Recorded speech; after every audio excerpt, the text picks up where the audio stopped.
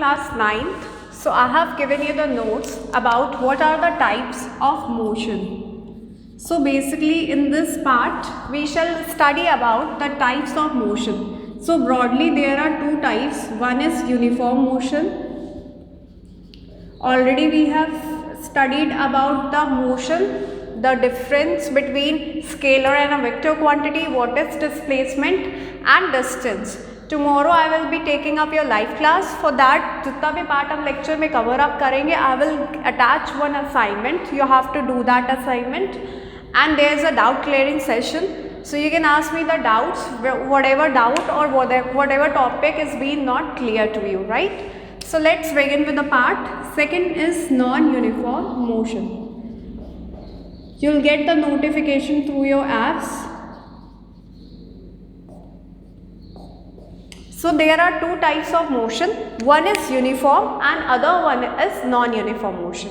So already I have given you the notes in which I told you that कि uniform motion वो होता है जब suppose equal interval of time में equal distance किसी ने भी travel किया हो. फॉर एग्जाम्पल अगर सपोज करो कि कोई भी एक कार है, okay, that is travelling equal distance in equal interval of time. कैसे? I am just explaining with the help of some example. Suppose एक कार है ए, ये ट्रैवल कर रही है 5 किलोमीटर पर सेकेंड पे. पहले पे 5, दूसरे पे 10, तीसरे पे 15 एंड सो ऑन. फाइन. अब अगर हम इसका ग्राफ बनाएं,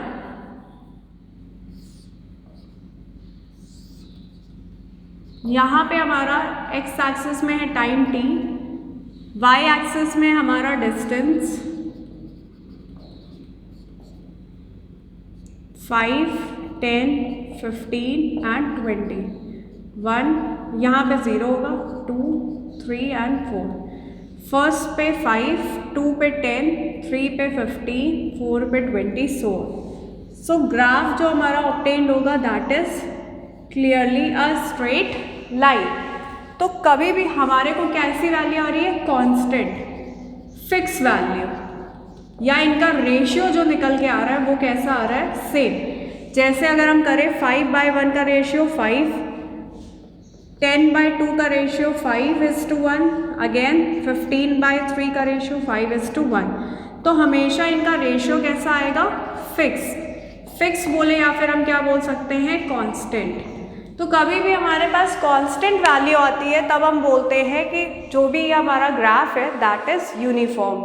तो this is a example of uniform motion. When an object covers equal distances in equal interval of time, then it is known as uniform motion.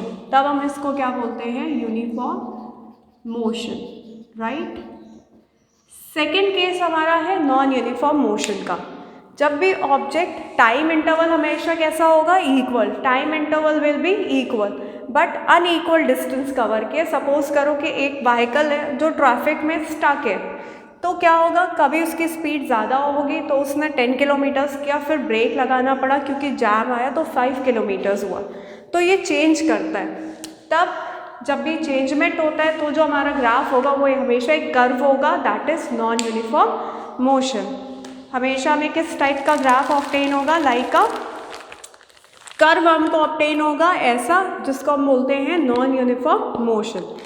और यूनिफॉर्म में हमेशा constant value होती है, तो हमेशा straight line will be obtained.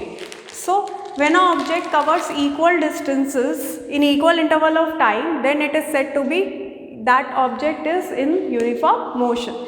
whereas if it is covers unequal distance in equal interval of time, तो value जो ratio fix नहीं आती है, वो एक कर्व मिलेगा हमको, that is are non uniform motion. If you want to write it down somewhere, just write it down, then I will show you the second case. Then we will talk about speed. जो आपने registers में लिखा, अब speed क्या होती है? That is distance upon time. Okay, it's a scalar quantity. इसमें कोई भी डायरेक्शन नहीं होती है. इसको मेज़र करने वाला होता है स्पीडोमीटर, डिस्टेंस को मेज़र करने वाला होता है ओडोमीटर, राइट? इसका फॉर्मूला हमने पढ़ रखा है, डिस्टेंस अपॉन टाइम. यहाँ तक हमने आपको पढ़ाया था मीटर पर सेकेंड. यहीं तक आपने नोट्स लिखे. जस्ट कवर दिस पार्ट और उसके बाद I will explain you the graph of non uniform motion, right? Complete it fast.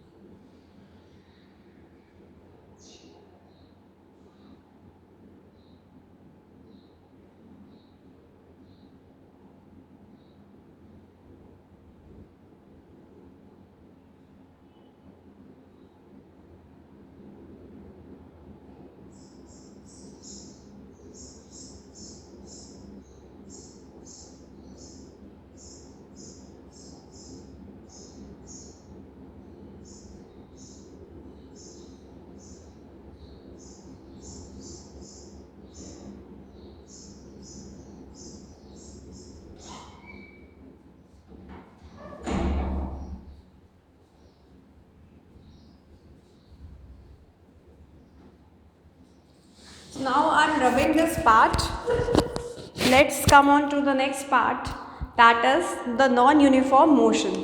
So the non-uniform motion graph will be a curved line.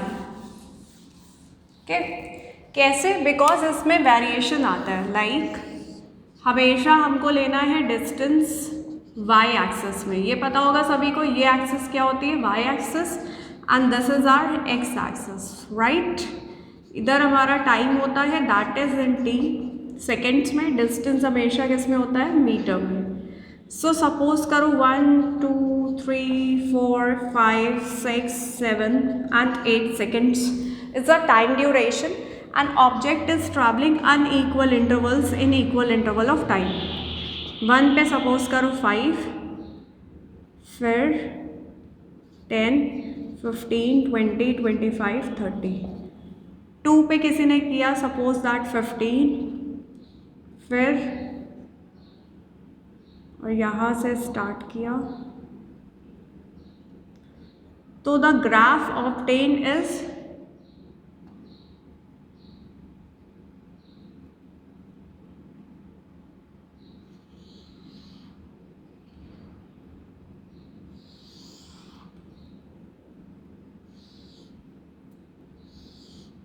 so the graph obtained is always a curved line.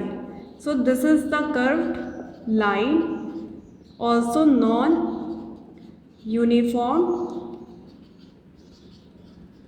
motion. Okay, example अगर मैं इसकी बात करूँ, that is suppose a object is traveling in a case of the traffic jam, right? So ये उसका example होगा. It always be a curved line. Second part is we have already studied what is distance. Now we will talk about speed. Speed का formula होता है distance upon time. Distance के SI unit metre, second में SI unit होती है time की, तो speed की यूनिट हो जाएगी मीटर पर सेकेंड. और you can write down metre second किस में लिख सकते हैं? माइनस में. ठीक है, इसमें डिस्टेंस और टाइम दोनों ही हमारी कैसी वैल्यू है? स्केलर. तो इट्स ऑलवेज इन स्केलर. तो ये कैसी क्वांटिटी होती है? Scalar quantity. फाइन, इसमें डायरेक्शन हम नहीं लेते हैं. सेकेंड हमारा आता है जिसमें डिस्टेंस की जगह हम लेते हैं डिस्प्लेसमेंट अपॉन टाइम, उसको हम बोलते हैं velocity. Velocity is equal to displacement upon time and it is a vector quantity. SI unit दोनों की कैसी होंगी? Same. I have to rub this graph. ये मैंने नोट्स में अटैच किया है. You can make the diagram from there. So what is velocity? जैसे displacement अपने नया पढ़ा था वैसे ही हमने पढ़ा है टर्म velocity. Velocity बिल्कुल स्पीड होती है बट इसको बोलते हैं displacement अपॉन टाइम. कैसी क्वांटिटी होती है? Vector quantity. पहला ये होता है डिस्प्लेसमेंट अपॉन टाइम. ठीक है, SI यूनिट इसकी भी क्या होती है? Metre per second. So speed और वेलोसिटी में क्या डिफरेंस होता है?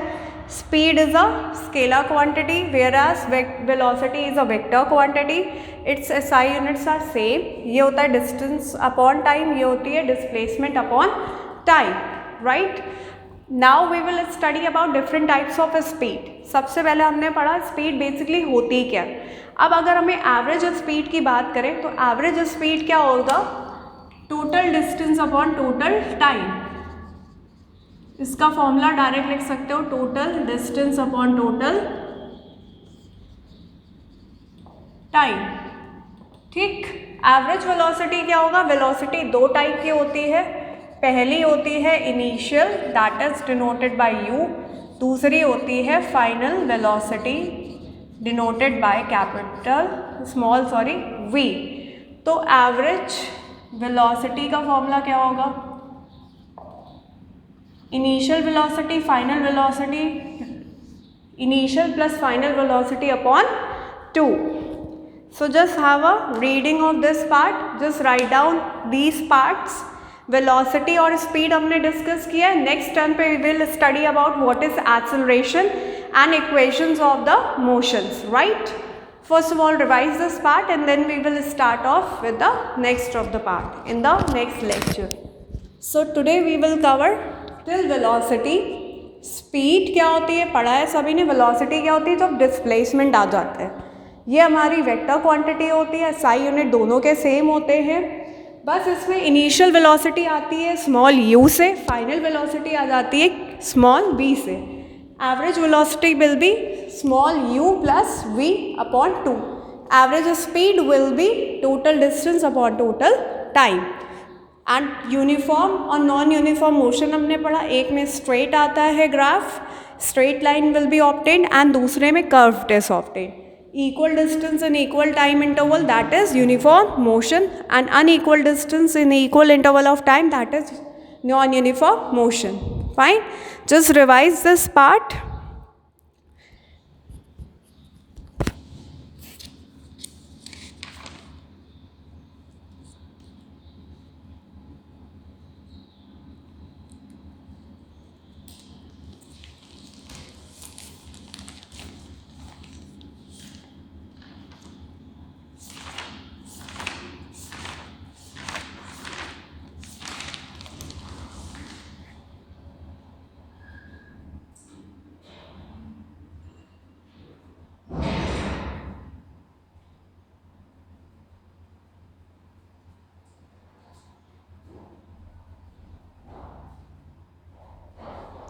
So if you have any problem regarding this part, you can ask me in the doubt session. Tomorrow I am having a live class, so you can ask me any of the thing which is not been clear to you. Okay, I hope everything is clear. So अगर नहीं भी है, you can have the live class tomorrow. I will just put the notification through the app. You can ask me over there. So that's all for today. Thank you. One more thing, I will be attaching the assignment also. You have to do the assignment, that is compulsory, with the summations on. I will keep the summations on and I will be asking you for the summations. So make sure that do the assignments regularly, and tomorrow I will be checking up that, right? So there is a doubt clearing session. If you are not able to answer the questions, there is no need to have such live classes, right? So do that. That's all for today. Thank you.